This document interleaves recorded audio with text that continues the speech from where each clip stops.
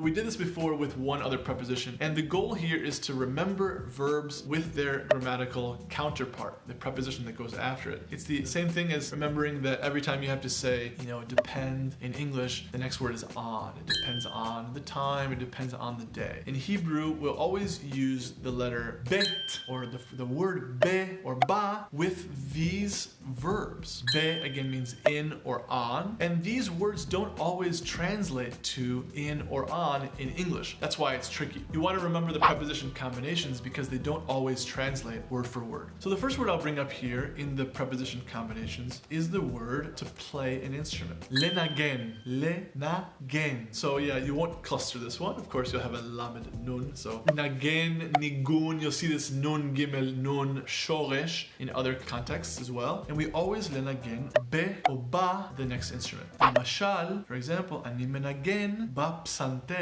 What does that mean? Psanter. Speaking of clusters, we got our first one here. Psan. Psan.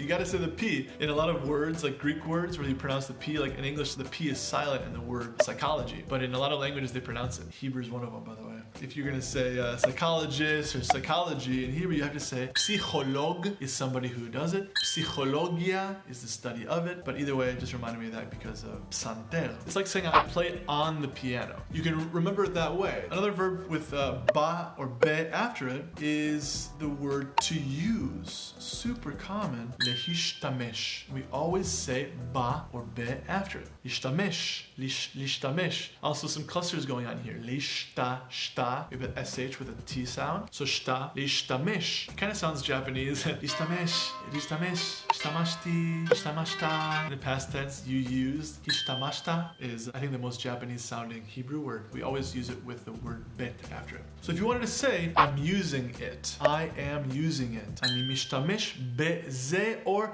ba something. I use books to practice. אני משתמש בספרים. I use my computer. אני משתמש במחשב שלי to look at something. And to look at, I'm using the verb להסתכל. There's lots of words that mean to look at. הסתכלתי, הסתכלת. להסתכל עליי is to look at something. You look in the mirror. This is just an example. You can להסתכל על, looking at something, or you can look in the mirror. מראה is the word for mirror, מראה. And you would להסתכל במראה, looking in the mirror. So maybe it's also this translation of looking in something and not looking at. Whereas playing an instrument would be kind of weird. This might be a literal translation. And להשתמש, using something, again, completely different than how we say it in English.